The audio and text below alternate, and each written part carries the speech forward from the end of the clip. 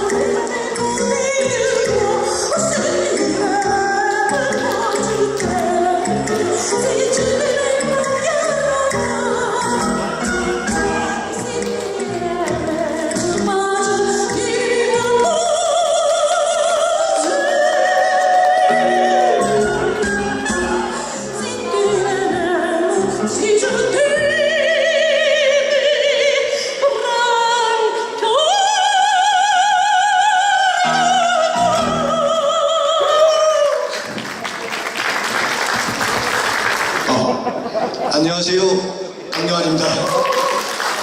이렇게 비가 오는 궂은 날씨에도 바쁘신 와중에도 이렇게 모여주셔서 정말 감사합니다. 첫 무대를 장식한 제 동생 정진호, 제 동생입니다. 정말 우리 명문중앙초등학교 제 4년 후배이기도 하고요. 무엇보다도 우리 대전의 자랑인 개족산에서 이 뻔뻔한 클래식이라는 걸 가지고서 정말 무료로 시민들에게 양질의 음악을 제공하는 생활 속의 지방시대를 정말 몸소 실천하는 그 주역입니다. 그 주역이 여러분께 크게 좀 박수 한번 다시 부탁드리겠습니다. 정말 고맙고요. 개인적으로는 저희 선친의 1년 후배이신, 연세로 따지면 진짜 한 90 가까우신 우리 사제동 어르신 모시고, 그리고 저 존경하는 제 장모님 모시고, 그리고 저희 가족들, 제 존경하는 많은 의원님들, 친구분들, 지역사회 같이 하실 분들 이렇게 한 자리에 모여서 지방이라는 주제를 가지고서 이렇게 콘서트를 하게 되었습니다.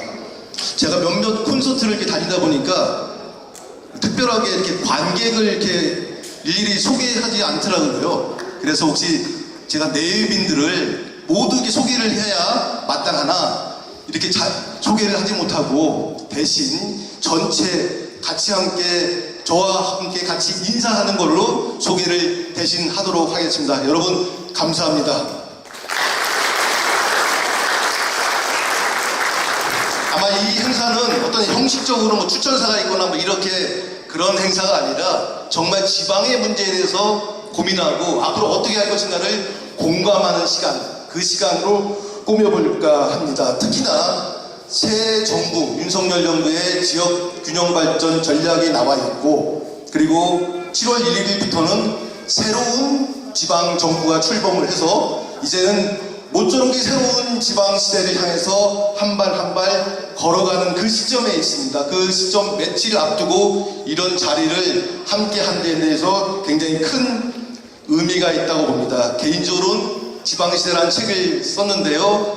과거에 2015년부터의 제 나름대로의 고민, 그리고 작년에 우리 존경하는 이영국 교수님 가르침 받아서 썼던 박사 논문, 그리고 우리 김병준 위원장님을 모시고 여러 특위위원들을 모시고 함께 공부했던, 고민했던 인수위 지역균형발전 국정과제, 이 작업을 함께 같이 모아서 제 나름대로는 책을 한 권, 이렇게 지방시대라는 타이틀로 책을 내게 되었습니다. 이 책을 함께 나누는 그런 자리, 그 자리에 의미가 있다고 봅니다. 먼저 몇 분 이 지방시대를 정말 이끌어가는 핵심적으로 이끌어가는 몇 분을 모시고 먼저 간단하게 지방에 대한 이야기를 나누도록 하겠습니다. 우리 김병준 인수위 균형발전 특별위원장 모시고 잠깐 대화를 나누도록 하겠습니다.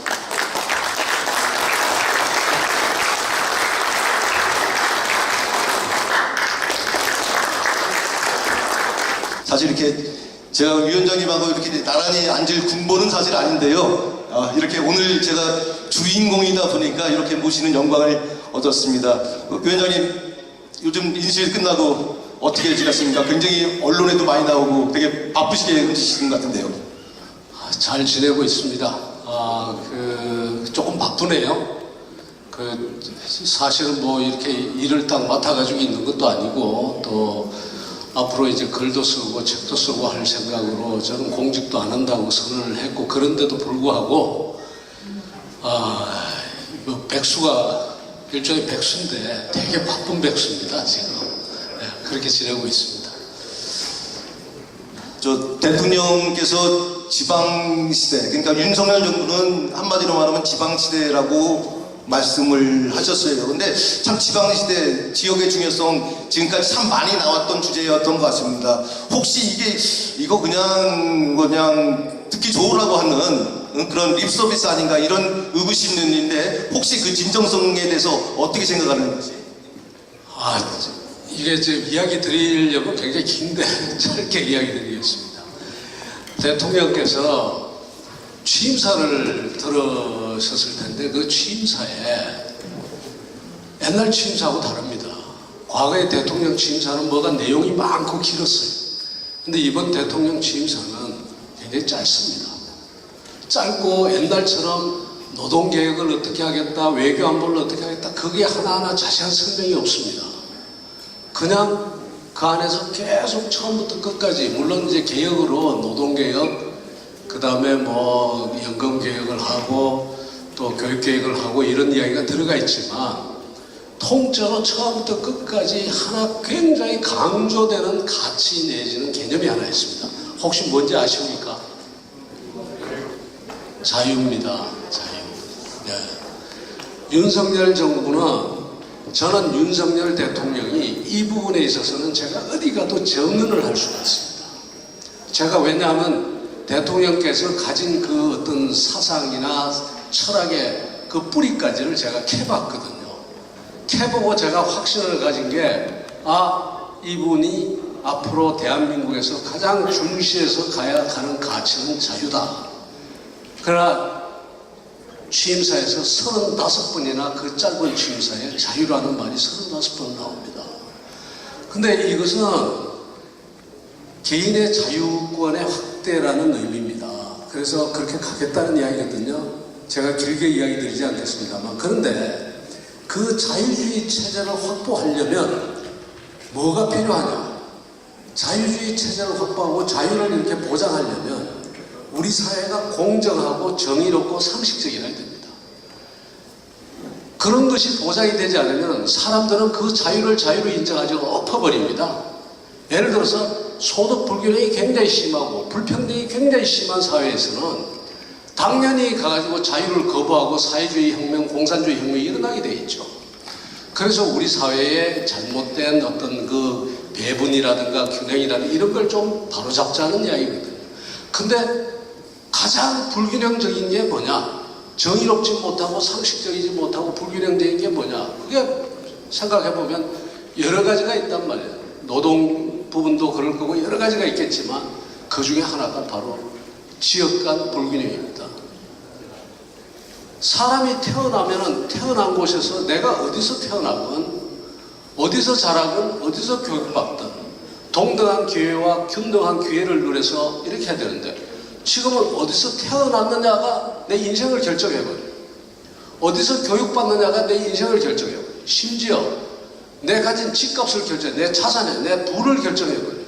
똑같이 집을 샀는데 어디 저 논산쯤에서 사면 10년 가도 10억이고 서울서 사면 10년 가면 40억, 50억이 되고, 안 되죠. 이거 공정하지 못하잖아요. 뿐만 아니라 심지어 배우자를 만날 기회도 줄어들고, 이게 공정한 세상 아니란 말이죠. 그래서 윤석열 대통령이 외치는 게 뭔가 하면 이 뭐라 그럴까요? 어디에 살거나 공정하고 균등한 기회를 누리는 나라, 이런 나라를 만들 때 이것은 왜 이런 나라가 필요하냐? 그 나라는 바로 윤석열 대통령이 보다 더 궁극적으로 추구하는 자유주의의 이상을 펴기 위해서 필요한 겁니다. 그래서 제가 왜 이렇게 길게 이야기 드리냐? 윤석열 정부에서의 지역균형이라든가 이런 문제는 쉽게 무너지지 않습니다.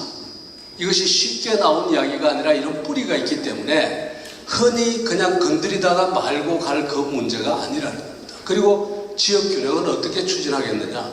길게 이야기 드리지 않겠습니다만 지방화와 함께 가요. 이때까지 중앙정부가 막 집중해 중앙정부가 권한 행사하면서 균형 발전한다고 했는데 지금 상황이 이렇지 않습니다.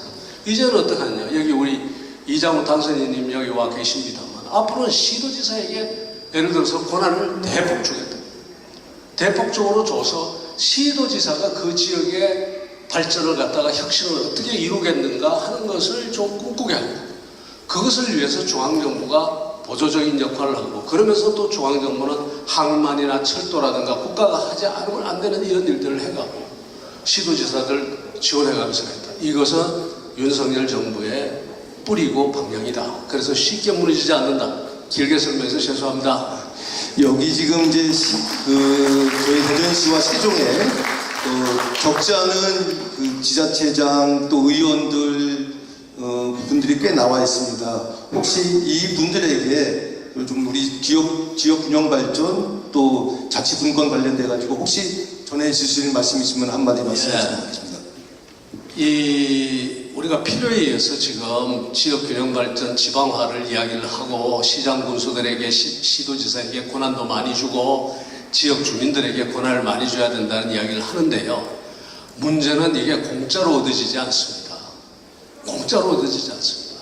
권력이라고 하는 것은 그냥 주는 거고 그냥 주고 그냥 오고 가는 법이 없습니다. 왜냐하면 그 권력을 유지하고 싶은 지금 현재대로 유지하고 싶은 그런 사람들이 또 큰 힘을 가지고 있거든요.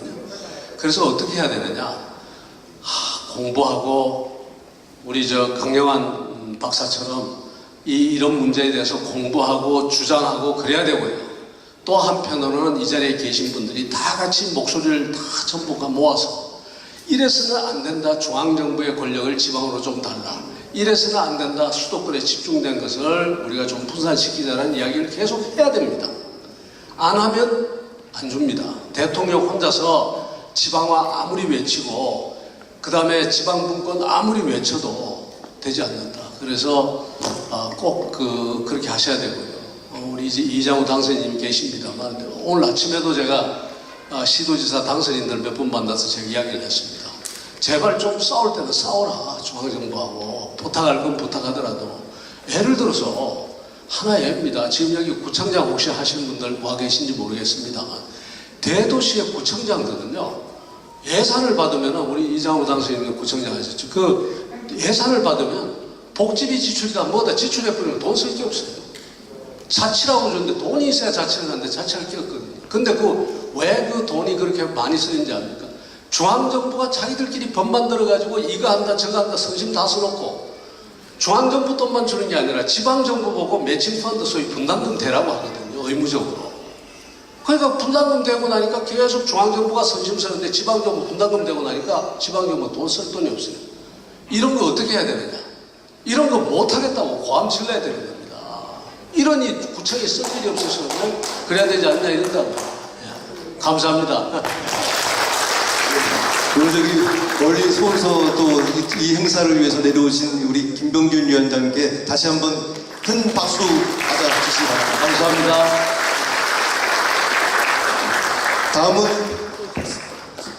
다음은 요즘 저기 대전시에서 굉장히 뜨는 남자입니다. 우리 이장우 대전시장 당선자를 앞으로 모시도록 하겠습니다.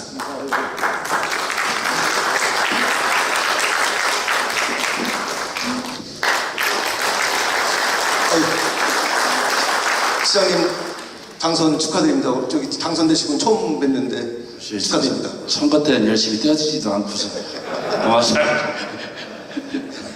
지금 대전시의 이제 변화와 개혁 이런 거에 대한 그 참 여러 가지 책임의 목소리가 좀 높습니다. 그래서 시장 당선인으로서의 한 말씀 좀 주신다면 어떻습니까? 당선을 하기 전에 사실 우리 강영환 비서가 제 친구입니다. 친구인데 참 좋은 사람입니다. 막걸리도 좋아하고 저하고 똑같습니다. 어쨌든 이렇게 출판 기념에 와서 많은 분께 함께 인사드리기 위해서 반갑고요.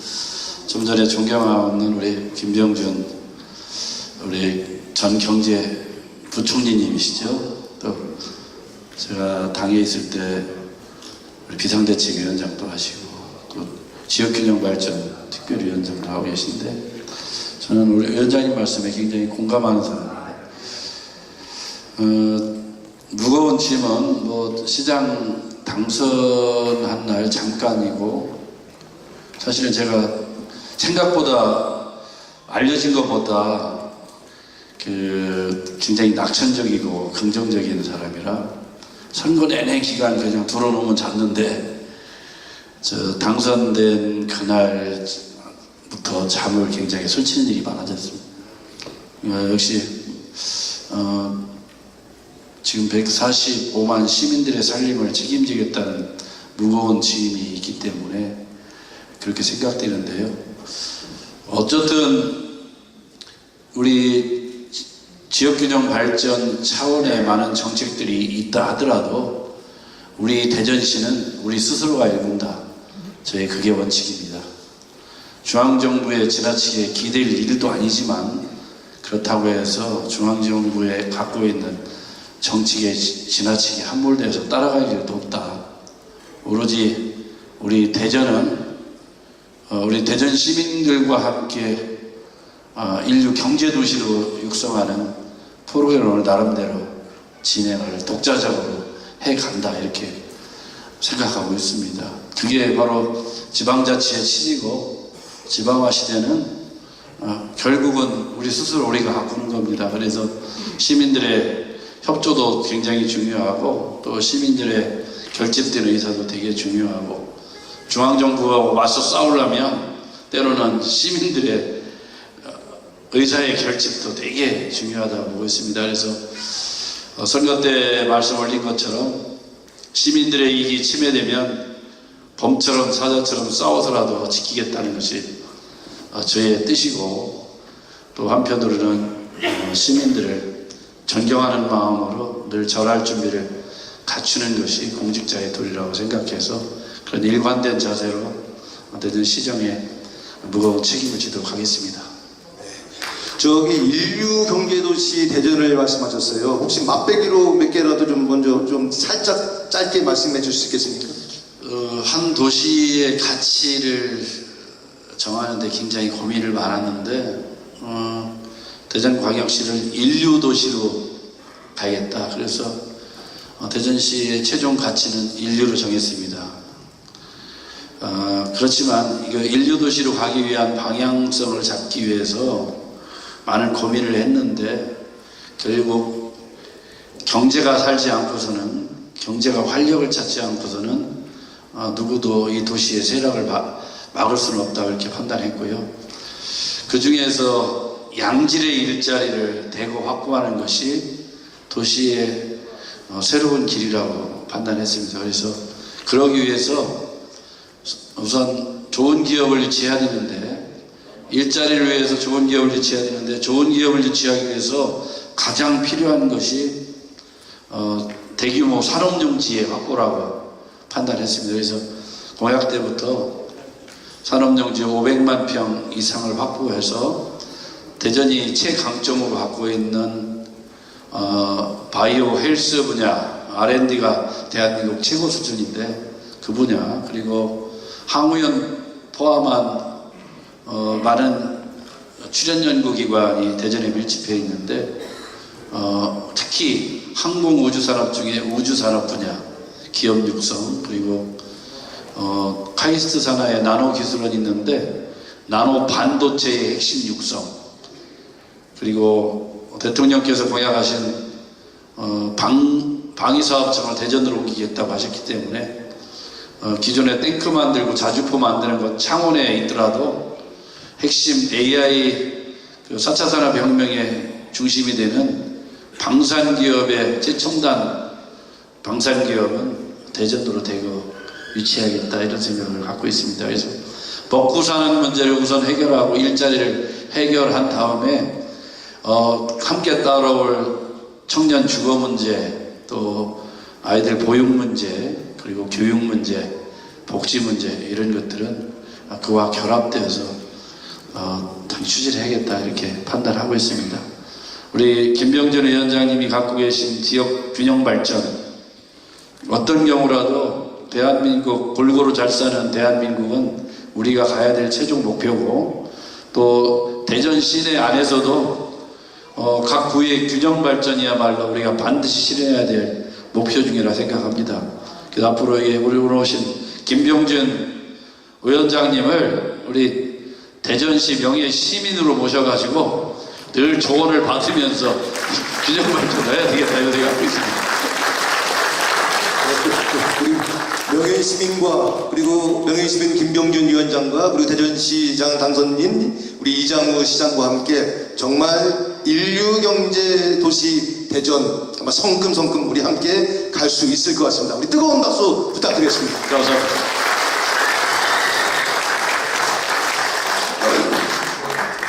참 그렇습니다. 그 새 정부 윤석열 대통령은 지방시대를 말씀하셨고요. 우리 김병준 위원장님 그리고 이장우 대전시장 당선인도 같이 이 인류경제도시 그다음에 지역균형 발전을 역설했습니다. 아마 이 문제는 진영의 문제, 이념의 문제도 아닙니다. 여기에 사실 허태정 당선인을 찍지 않은 분들 그리고 민주당을 지지하시는 분들도 꽤 많이 오셨어요. 절대 지방시대 지역균형 발전은 한 진영의 독점물이 아니다. 우리 모두가 함께 만들어가는 우리 공통의 문제고 국가의 문제라는 생각을 가져봅니다. 본격적으로 제가 쓴 책 지방시대 한 페이지 한 페이지 넘어가면서 여러분과 콘서트 여행을 하도록 하겠습니다. 기차 여행으로 콘서트는 시작됩니다.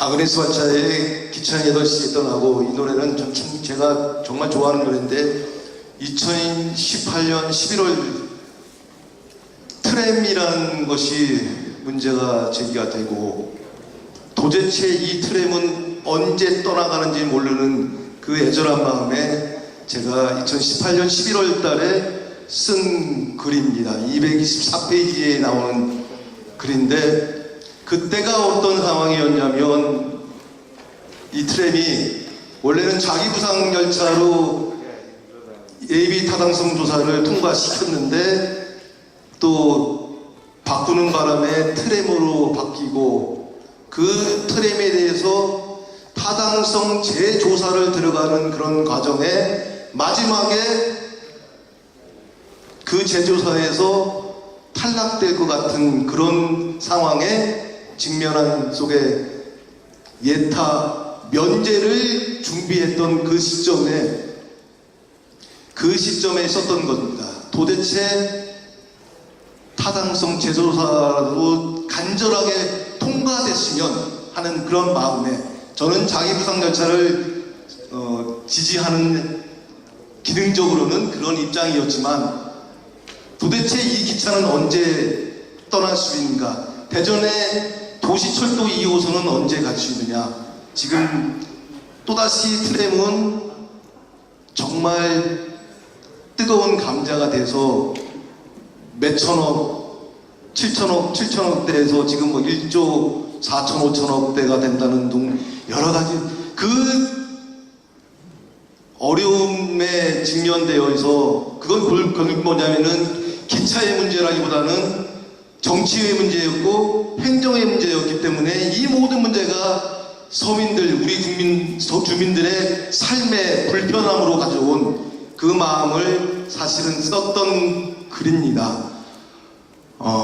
모쪼록 트램이 됐던 뭐가 됐던 도시철도 2호선은 정말 좀 빨리 우리 주민들에게 경적 소리를 내고서 달려왔으면 좋겠다는 그런 마음뿐입니다. 그리고 다음 페이지 좀, 우리 사회에, 우리 대전에 조금은 잘 못 느끼는 것들, 우리가 놓치고 지나가는 것들, 이런 것들을 조금은 지적을 좀 해보고 싶었습니다. 2015년도부터 대전 생활을 다시 돌아오면서 하면서 저는 사실 되게 깜짝 놀랐어요. 왜 서부터미널이라는 데는 왜 서울 가는 버스가 없을지, 대한민국에서 유일하게 서울 가는 버스가 없는 터미널, 지금도 서울 가는 버스가 없습니다. 그 동네에 한 40~50만 되는 주민들은 서부터미널이 아닌 저쪽 동쪽에, 유성에 이렇게 가고 있는 현실입니다. 근데 이 문제에 대해서 아무도 제기하지 못하는 거에 조금은 답답합니다. 다음, 또 다른 문제가 있죠. KTX 호남선 문제. 광주에서 대전까지 오려면은, 빠르게 오려면 5선 갔다가 내려와야 되는 그런 현실입니다. 이 문제 우리 정말 한번 고민하고 대안을 마련해야 됩니다. 조금은 먼 문제였지만, 저는 총리실에 근무할 때 서울 대전을 왔다 갔다 왕복 많이 했습니다. 총리실에 있을 때 우연히 자료를 찾아보다 보니까 1988년 9년도에 노태우 대통령이 그 당시에 준공식에서 했던 연설, KTX 경부선이 개통되면 서울에서 천안까지 23분, 서울에서 부산까지 38분. 그러나 지금 대전과 서울의 거리는 1시간 12분까지 갑니다. KTX가. 이게 현재 제가 생각하는 대전 교통의 문제입니다. 버스, KTX 기차, 그리고 우리의 지하철까지. 저는 왕래가 빈번해야지 도시가 발전한다는 그런 믿음을 갖고 있습니다. 그러나 그렇지 않고 있고, 그런 문제들은 고스란히 인구의 감소로 이어집니다. 지금 지역이 소멸되고 있습니다. 약 한 89개의 도시가 2030년 되면은 없어진다고 합니다. 모든 지역에 있는 인구들이, 특히 젊은 층들이 서울을 향하죠. 서울을 향하죠. 서울은 포화가 되니까 수도권, 인천과 경기도 쪽으로 넘어나가고 있죠. 그러나 그런 상황에서 대전을 필두로 한 지방은 점점 인구가 부족해가는, 소멸해가는 그런 상황입니다. 저는 늘 대전은 적어도 인구 정책에 대해서는 테스트 베드라는 생각을 갖고 있습니다. 왜? 전국의 인구 그래프와 대전의 인구 그래프는 거의 비슷합니다. 2030년대에 가장 높았다가 그 이후에 쭉 떨어지는, 근데 그 곡선이 거의 비슷해요. 그러나 지금은 그 곡선에서 약간 이탈되는 구조짐을 보이고 있습니다. 저는 대전, 예를 들자면은 저출산, 또 고연령 문제, 노령화 문제, 그리고 도시 집중의 문제, 이런 문제가 제대로 해결되려면 전국적으로 해결하려면 몇십 조가 들어가는 돈입니다. 그 돈 막 쓰지 말고 대전이라는 테스트베드에다가 한번 정책을 하나씩 좀 먼저 테스트로 한번 해보고서 그걸 가지고서 성공 여부를 판단해서 전국으로 확산되는 그런 전략이 반드시 필요하지 않겠나. 그게 우리 이장우 당선자의 몫이라고 저는 생각을 합니다. 다음, 특히나 청년 인구 매우 중요합니다. 여러분들, 그나마 대전은 유성 인구가 좀 는다고 하지요. 그렇지 않습니다. 유성 인구도 늘긴 늦는데 문제는 뭐냐면 청년 인구는 늘지 않다는 겁니다. 전체 인구에서 청년이 차지하고 있는 비중은 마찬가지로 유성 또한 마이너스입니다. 그것이 매우 심각한 겁니다. 유성의 인구는 노령 인구들이 늘어나는 겁니다. 모든 도시가 지금 청년 인구, 대전의 5개구 모두가 지금 청년 인구들이 줄고 있는 현실입니다. 자, 그랬을 때 정책이라고 했을 때, 인구에 대한 정책이라고 했을 때 좀 제대로 청년 인구에 맞는 정책을 좀 뽑아내자. 청년 인구가 움직이는 데에서는 어떤 요인들이 필요한가, 그런 부분들, 문화, 말로만 문화가 아니라 특히나 어떤 부분들이 이 청년 인구의 플러스이고 어떤 것이 마이너스고, 예를 들자면 건설 부분이라든가 공장, 영세 공장, 이런 부분들은 청년 인구의 마이너스입니다. 일자리라 하더라도 어떤 일자리가 청년 인구의 일자리에 일어나서 인구의 증가를 나타나는지, 이런 부분들에 대해서 조금 더 세밀하게 우리가 고민하고 연구하는 것들이 필요하지 않겠나 싶습니다.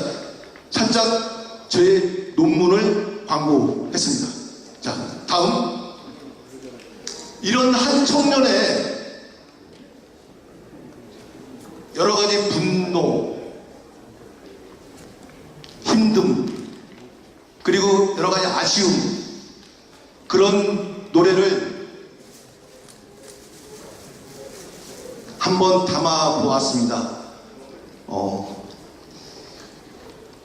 젊은 청년의 30대 중반의 선생님으로 있는 우리 젊은 청년의 노래를 듣겠습니다. 안녕하세요. 충남 서천의 한산면에 위치한 한산초등학교 교사 송근상입니다. 반갑습니다.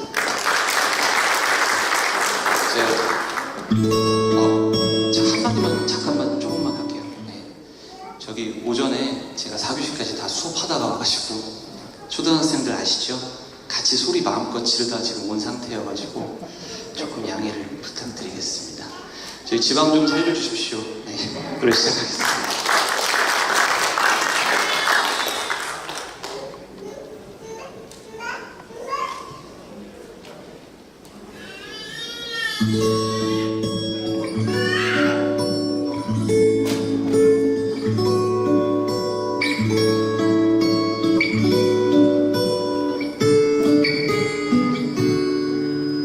그대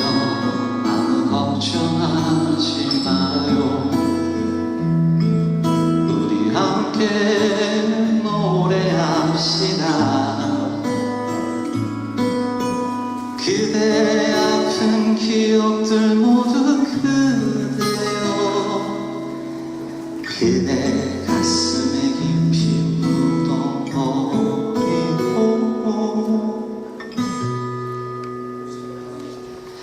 지나간 것은 지나간 대로 그런 의미가 있죠. 떠난 이에게 노래하세요. 후회 없이 사랑했노라 말해요.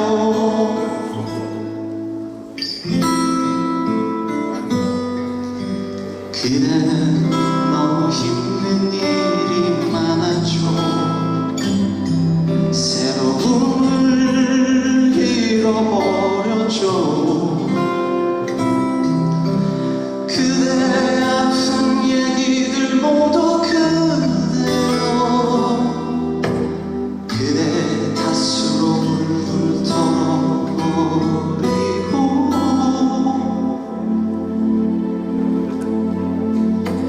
지나간 것은 지나간 대로 그런 의미가 있죠.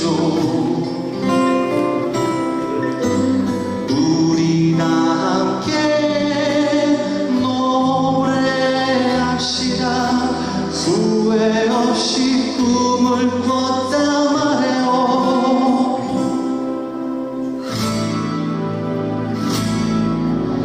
지나간 것은 지나간 대로 그런 의미가 있죠. 우리 다 함께 노래합시다. 후회 없이 꿈을 꿨다 말해요. 지나간 것은 지나간 대로 그런 의미가 있죠. 우리 다 함께 노래합시다. 후회 없이 꿈을 꿨다 말해요. 새로운 꿈을 꾸겠다 말해요.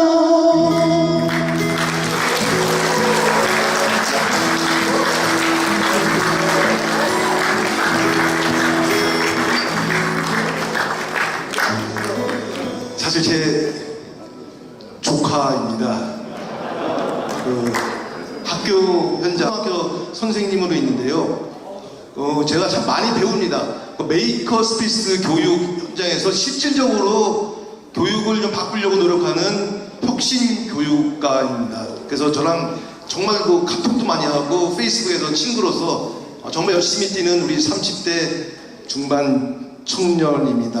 아마 저런 친구들이 이렇게 저희 지역은 미래는 밝지 않겠나 생각합니다. 동영상 준비하시고요. 잠시 뉴스를 보도록 하겠습니다.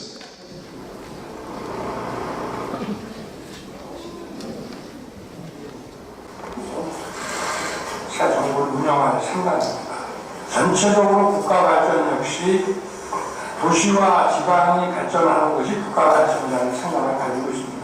지역 균형 발전은 우리가 선택할 수 없는 이제 필수 사항이 됐습니다.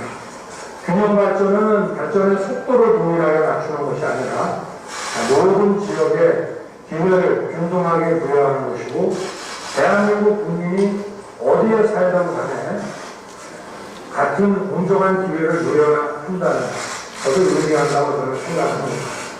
그래서 모든 지역이 스스로 발전 동력을 찾을 수 있도록 지원하는 것이 중앙정부의 역할이라고 생각합니다. 저는 평소 지역 균형 발전 전략으로 공정한 접근성, 또 재정 권한 강화, 그리고 지역의 특화된 산업을 지역 스스로 선택해서 결정하는 이 세 가지가 균형 발전의 기본이라고 생각을 해왔습니다. 이를 위해서 중앙과 지역이 원활하게 소통하고 협력해 나가는 것이 중요합니다. 경제와 산업에 있어서 새 정부는 본격적인 지방 시대를 열고자 합니다. 대통령은 이렇게 본격적으로 지방 시대를 열겠다고 합니다. 그래서 인수위 초기부터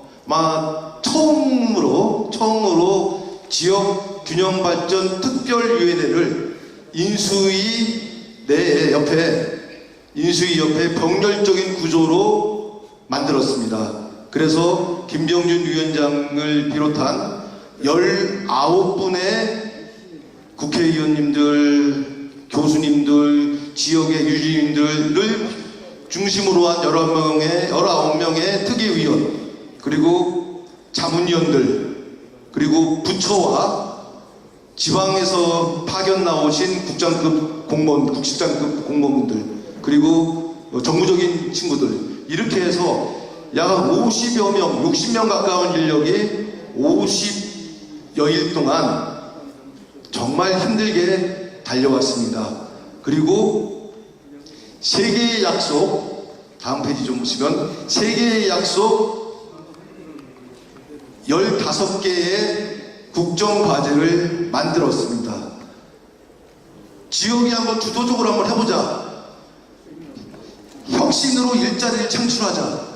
그리고 지역 고유성에 맞는 그런 전략을 취하자. 이런 세 가지 약속하에 15가지의 국정과제를 처음으로 만들었습니다. 아마 지금 국정과제 비서관실, 대통령실을 중심으로 해서 조금 중복된 것들을 좀 해서 12개의 국정과제로 최종 정리 작업 중입니다. 이제는 말뿐인 지방시대가 아니라 실질적으로 일로서 실천해 나가는 그런 지방시대가 만들어질 거라 여겨집니다. 그러면서 지금도 대통령실 중심으로 해서 가장 중요하게 거론되고 검토되고 있는 기회발전 특구를 제가 나름대로 한번 설명드리도록 하겠습니다. 기본적인 권력은 지자체장이 자기의 주도성을 가지고서 지자체에 맞는 특화 산업을 선정하고 거기에 맞는 부지도 한번 선정을 해서 그거 가지고서 시작하자는 이야기입니다. 우리 대전은 R&D, 과학, 되게 뿌듯한 자산이긴 한데 그거를 좀 더 뾰족하게 어떤 특화된 R&D 과학일지를 한번 정리를 해서 그거 가지고서 한번 가자. 이게 전략의 권력입니다. 저는 예를 들어서 그런 생각을 해봅니다. 대통령님이 방위사업청 이전을 얘기를 했어요. 저는 그 이전을 그냥 대통령이 해서 방위사업 때 되면은 그 대전에 넘겨주는 그런 시대는 갔다. 우리가 대전이 방위사업청을 가져올 수 있는 그 여건을 만들자. 예를 들자면 기회발전특구의 특화산업으로 국방과학 기회발전특구, 방산기회발전특구 이런 걸 한번 만들어보자. 저희에게는 연구단지가 있고 저기 옆으로 그 ADD가 있습니다. 좀 멀리는 계룡시에 상군본부와 계룡대가 있습니다. 국방과학에서는 가장 중요한 모든 연구과 모든 그런 것들이 갖추어져 있는 것입니다. 자, 그랬을 때 국방과학을 가지고서 정말 기회발전 특구를 만들어서 거기에 이러이러하니 방위사업청 들어와라. 이러이러하니까 방위사업청이 반드시 이 자리에 들어올 수밖에 없지 않니? 이런 것들을 중앙정부에게 설득해 나가는 작업. 그리고 거기에 맞게끔 인재 양성, 저희 카이스트 충남대 한밭에 우수 인력들 많습니다. 그 인재 양성 계획을 이러이러해서 우리가 국방과학 특구를 이어갈 수 있는 인재 양성은 이렇게 하겠다. 그리고 이게 필요한 규제 풀이는 이런 것들을 좀 해달라. 이런 거를 저희가 디자인을 하는 거죠. 이걸 가지고서 국가균형발전위원회나 대통령실과 싸우는 겁니다. 그래서 특구도 만들고 그것에 따른 방사업종도 끌어오고 또 기회발전특구에서 가장 중요한 기업의 이전. 이렇게 되면 기업들이 올 수 있는, 과거에는 이제 법인세 가지고서 이렇게 했는데 그것만 가지고 안 된다는 겁니다. 이제 법인세만만이 아니라 실질적인 사업주에게, 예를 들면 상속세라든가 양도소득세라든가 이런 부분까지 전례 없는 특혜를 가지고서 한화본사라든가 미국에 있는 기업들을 유치할 수 있다면, 대전에 특구를 이용한 방사청 기관, 기업, 학교 이런 것들이 완전히 생태계가 만들어질 수 있는 여건, 그거를 우리 손으로 한번 만들어 보자는 거죠. 위에서 떨어질 걸 기다리지 말고 저는 그런 것들을 만들어야 되고, 이번 우리 이장우 시대에는 진짜 한번 그거를 중앙에 대전 명예시민 김병기 위원장님과 여기 계시는 우리 특위 분들과 함께 그거 한번 만들어 보는 거, 그게 제가 가장 대전에서 하고 싶은 저의 나라입니다의 바람이 아닐까 생각을 해봅니다. 다음 두 분을 한번 제가 한 번 모시면서 말씀을 좀 더 이어나가겠습니다. 먼저 우리 오정근 간사님 모시고 잠깐 말을 이어가겠습니다. 그야말로 자타가 좀 인정하는 한국은행 출신의 금융 전문가이십니다. 요즘 저기 지역균형발전 전도사로서 맹활약주이신데 어떻습니까? 바쁩니다. 여기저기 다니고 지역 쭉 돌아다녀 보니까 비단 대전만이 아니라 다른 지역도 어떤가요? 다른 지역에서도 지역균형 발전에 관한 그 열망이 정말 대단합니다. 그리고 저희가 이번에 지역균형발전 특별위원회에서 15대 국정과제, 그 국정과제를 실천하기 위한 76개 정책과제를 개발하고요. 그 다음에 또 이제 우리 대통령께서 17개 전국 광역시도단체별로 7개의 공약을 하시고, 그 7개 공약을 실천하기 위한 15대 정책과제를 발굴을 해서 전체 과제가 320여 개 정책과제를 지금 추진해야 되는 그런 상황에 놓여 있고, 제가 이제 대통령께 우리 김병준 위원장님, 이구 의원님과 같이 보고를 드릴 때도 대통령께서 반드시 대통령의 지역 공약은 지역균형발전 대통령 직속 지역균형발전위원회에서 추진해달라 이렇게 말씀하셨어요. 그런데 이제 한 가지 문제가, 최근에 문재인 대통령께서 물러나기 전에 국가균형발전위원회를 대거 임명해놓고 나가는 바람에 지금 조직 준비가 안 돼가지고 지금 이게 굉장히 어려움에 봉착을 하고 있는데, 국정철학이 너무도 다른 분들이 국정철학이 정반대인 윤 대통령의 발목을 잡고 있는 그런 형상입니다. 이것이 빨리 해결돼야 되고요. 대통령께서도, 윤 대통령께서는 반드시 이걸 빨리 조속히 해결해서 대통령께서 추진하고자 그 지방공약을 포함한 지역균형발전 한 300여 정책과제를 차질 없이 이행해달라고 하셨는데, 지금 상당히 근데 우리뿐이 아니고 알고 봤더니 문 대통령이 물러나기 전에 대통령 직속위원회가 22개 있는데 22개를 다 임명해놓고 나가고, 각 공공기관장들 다 임명해놓고 나가고 해서 지금, 그리고 대통령이 바뀌었다고 하지만 실제로 정부직 그 밑에가 완전히 과거 사람들을 아직 채워져 있기 때문에 아마 조금 우리 윤석열 훌륭한 대통령님의 그 국정철학을 이해하는 데 조금 시간이 걸리지 않을까, 그런 생각, 너무 안타까운 생각입니다. 안타까워요. 그러나 그 지방에 가보면은 그 대통령께서 말씀하신 공약, 그 17대, 15대 국정과제 등등 해서 한 300여 개 정책과제에 관한 열망이 굉장합니다. 그래서 빨리 조직이 준비가 돼서 이행을 했으면 합니다. 그리고 이제 최근에 우리 대전 충청도의 이 금융기관 유치 문제로 아주 뜨겁습니다. 아주 금융 전문가로서 이에 대해서 어떻게 생각하는지 좀 말씀해 주시면 좋겠습니다. 정말 안타까운 것은 이 충청도에 충청남도 북도 세종시를 충청권이라고 하죠. 충청권에 대전 포함해서 그네 지방은행이 없다는 것은 이거 제 금융을 오래 연구해온 사람으로서는 말이 안 되는 일입니다. 제가 지난번에 대전 방문 때도 얘기를 했지만 이건 말이 안 되는 겁니다. 왜냐하면 지방은행을 잘 모르시는 분들은 뭐 지방은행이나 뭐 아니면 서울에 있는 뭐 시중은행 무슨 차이가 있냐 얘기하지만 가장 큰 차이는 지방은행에 들어오는 예금의 60%는 그 지방의 중소기업에 대출하게 되어 있습니다. 법으로 그렇게 되어 있습니다.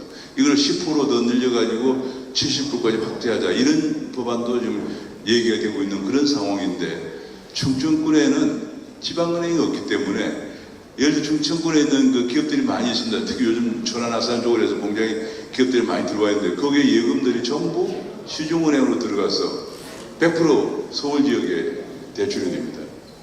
그러니까 그건 말이 안 되는 거예요. 그래서 제 생각으로는 빨리 충청권에도 지방은행이 설립되어서 그 예금의 70%를 우리 이장훈 시장님이 하시는 대전이라든지 김태형 도지사는 충남이라든지 충청권의 중소기업들 돈이 없잖아요. 중소기업들 자영업이 너무 힘듭니다. 이런 데도 많이 대출이 되어서 지역경제가 활성화되기를 바라는 마음에서 제가 반드시 그 국정과제에 우리 김병균 위원장 모시고 끝난 포함시켜놓고 그 김발위에서의 선물 대전에 대한 선물 보따리라고 해도 네, 되겠습니다. 뭐 제가 보기에 가장 큰 선물 보따리인데 일단 대전의 가장 큰 선물 보따리가 저는 충청은행 설립이라고 생각하고 그건 왜냐하면 충청은행의 대전 충남 지역의 충청 지역의 그 자금들이 대거 이 지역의 중소기업과 자영업자에 대출될 것이기 때문에 가장 큰 선물이 될 것으로 저는 생각을 하고 있습니다. 네, 감사합니다.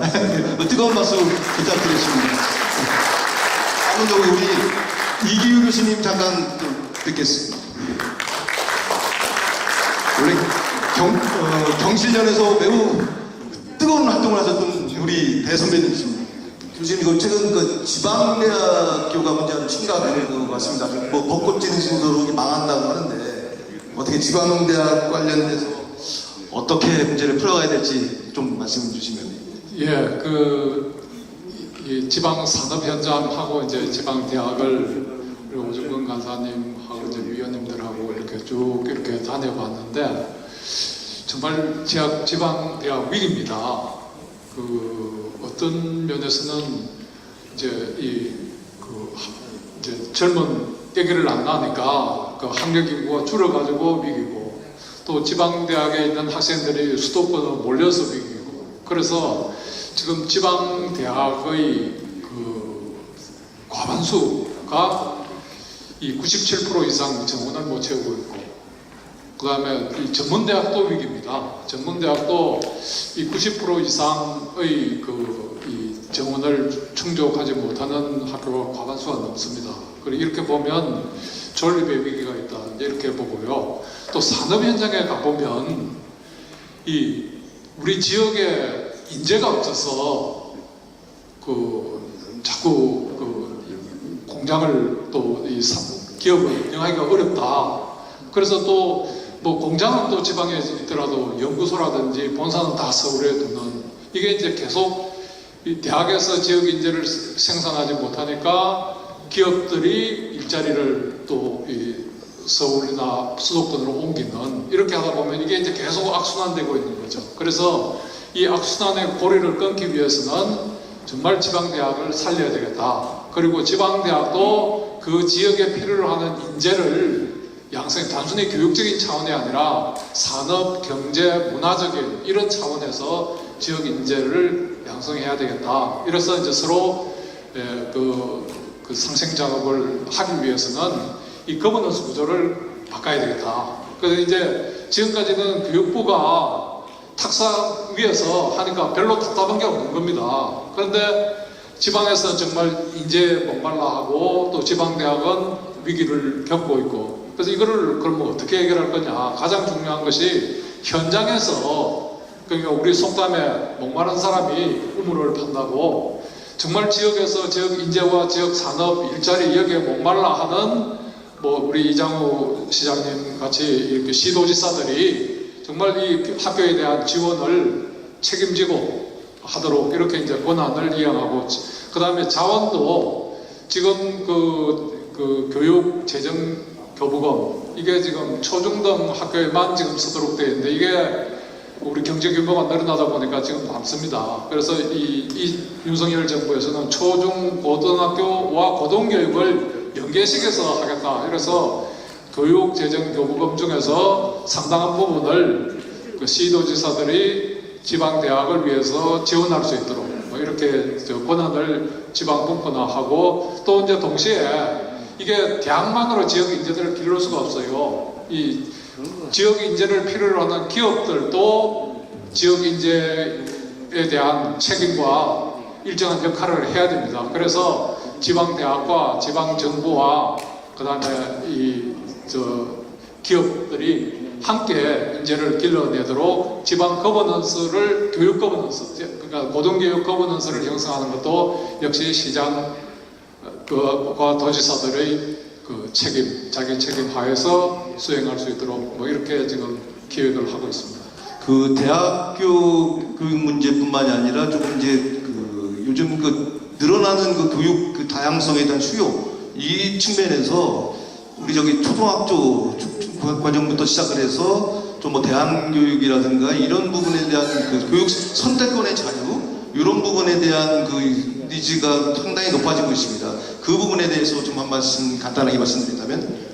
예, 이게 교육이 단순히 이제 교육 문제가 아니고요. 뭐 몇 가지 예를 들면 세종시에 여기 이제 그 행정수도를 건설하면서 공무원들이 많이 내려와 있는데 대부분들이 이제 가족들은 서울에 있고 그냥 여기 출퇴근하고 뭐 여기 방 하나 얻어가지고 주중에 근무하고 서울로 가고 또 그다음에 기업 도시들도 그렇습니다. 예를 들어서 울산 같은 경우 보면 거기 그 회사 간부들 뭐 이 공장의 간부들이죠. 간부들이 그냥 혼자 와 있어요. 가족들은 다 그 수도권 서울에 있는 거죠. 이렇게 그 가장 큰 문제가 뭐냐? 바로 교육 문제다. 근데 왜 그러면 교육 문제가 이렇게 지방 발전하고 직결하게 되었느냐? 이 교육부와 교육청에서 제공하는 학교에 대해서 학부모들이 믿지를 못합니다. 그 다음에 두 번째 만족을 못합니다.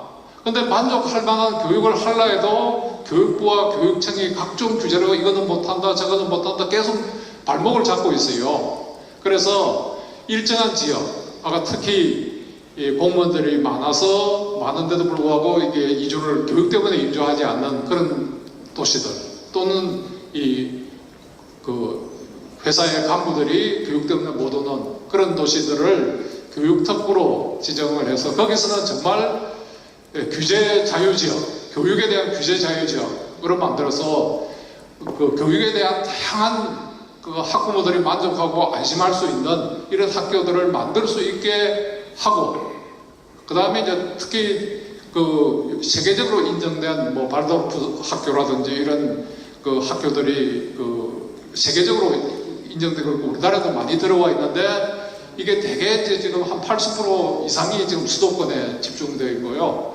그 지방에 그 수도권 이남에는 거의 없습니다. 그래서 왜 그러냐면 여기에 그 입학하기 위해서는 돈이 굉장히 많이 듭니다. 최소한 뭐 1년에 몇 천만 원이 들어가는 이런 정도이기 때문에 그런 교육을 시키고 싶어도 금전 때문에 이 장벽에 맡겨서 할 수가 없어요. 그래서 이런 데 대해서는 교육특구 안에서는 일단 공교육에 상응하는 지원을 할 수 있도록 뭐 이렇게 해서 돈 때문에 좋은 교육을 못 받게 되는 이런 것을 없애고 만약에 이제 여기서 선거가 나면 다른 지역으로 확산시켜서 교육을 완전히 아래에서부터 바꾸어낼 그런 구상을 준비를 했습니다. 아유, 네. 많은 기대를 가져 고맙습니다. 예, 네. 감사합니다. 예. 다음으로는 이제 무대에 사실 무대에 보내고는 싶지만 좀 그렇고요. 사실 제 딸아이를 무대에 올려보고 싶었습니다. 우리 딸아이는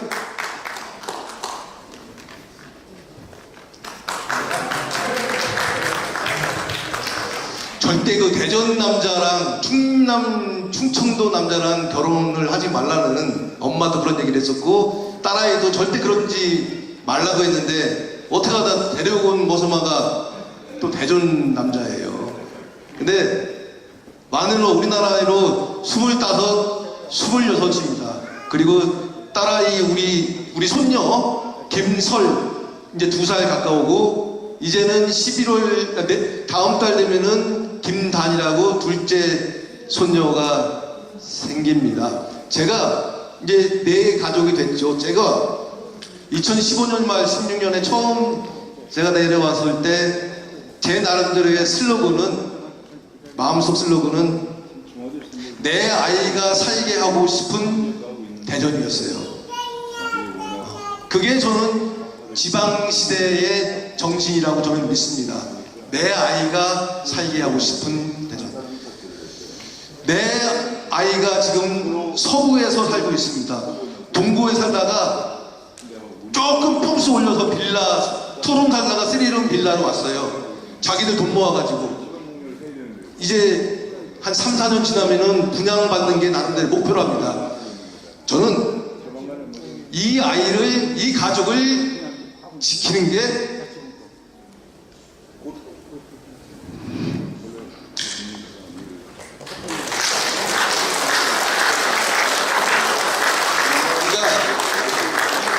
이제는 또 지방시대가 제 삶이었으면 좋겠다는 생각을 합니다. 꼭 지키고 싶어요. 이 대전에서 우리 딸아이 가족들이 떠나지 않고 대전에 사는 것, 그게 아빠로서 지방균형 발전 전문가로서 그리고 좀 국가를 생각하는 조금 고민하는 한 사람으로서 제 앞으로의 미션이지 않을까 싶습니다. 마지막으로 이 정신을 담아서 몇 가지 좀 말씀드리겠습니다. 저는 잠깐 일어날까요, 우리 딸과 박수 부탁드립니다. 고맙습니다. 우리 딸 아이 가족들이 떠나가니 않으려면 저는 4가지가 돼야 된다고 생각합니다. 첫 번째는 앞서도 계속 말씀드렸지만은 진짜 국방과학 특구를 만들어야 된다고 생각을 합니다. 그리고 금융이 은행이 하나 만들어야 된다는 생각을 해봅니다. 그리고 카이스트가 대전에 있는데 최소한 카이스트 졸업생 중에서 반은 좀 대전에 남아있어야 되지 않겠습니까? 네? 그 사람들이 남아서 창업도 하고 그 창업을 할 수 있는 그 여건이 제가 봤을 때는 기회발전 특구여야 되고 금융이어야 된다는 생각을 합니다. 키워보면 뭐합니까? 다 떠나는데. 그러지 말고 실리콘밸리가 성장하는 게 이만큼 된 거는 그거는 금융이 있었기 때문입니다. 그리고 대학이 있었기 때문이고요. 대덕에 또는 우리 대전에 카이스트 졸업생들을 지키는 거, 그거 진짜 우리가 좀 지켜야 된다고 생각합니다. 그리고 마지막 4번째로는 다음 페이지. 저는 앞서 기차 이야기를 했었지만 왕래가 중요하다고 생각합니다. 대전발 0시 50분, 대전에서의 마지막 기차가 적어도 금요일, 토요일, 일요일 그때는 정말 만차가 돼서 대전을 떠나고 같이 놀다가 왜? 가장 교통의 중심이고 가장 사람들이 모이기 쉬운 곳이 대전이기 때문입니다. 대전발 막차가 만차가 될 때 대전 경제는 살아남지 않겠나라는 생각을 하고, 그게 저는 대전이 주역이 되는 지방시다라고 생각합니다. 그래서 마지막으로 오늘 콘서트의 마지막으로 제가 노래를 하나 부르겠습니다. 자, 우리 함께 같이 해주시기 바라고 연말 부탁드리겠습니다. 여러분들 진심으로 고맙습니다.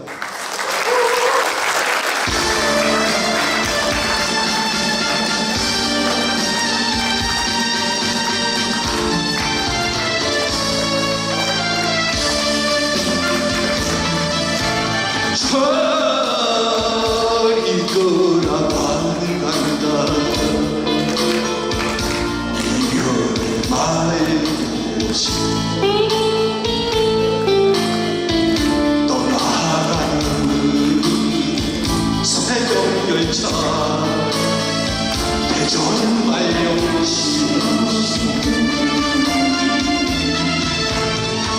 세상은 자유로워 나만 소리치며 울주야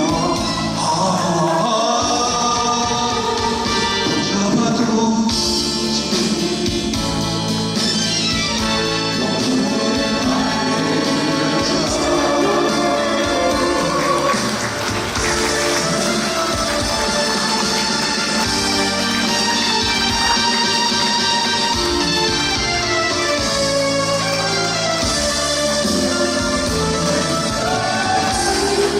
잊어서 슬픈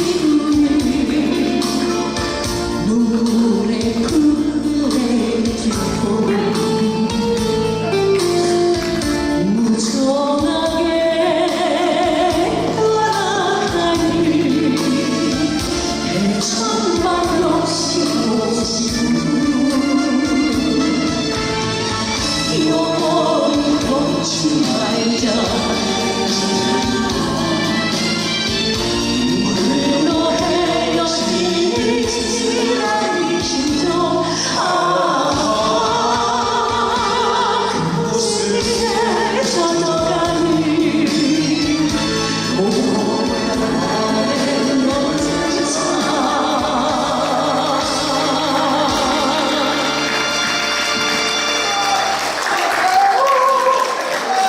여러분 진심으로 감사드립니다. 이상으로 박명환의 지방시대 북 콘서트를 마치도록 하겠습니다. 고맙습니다.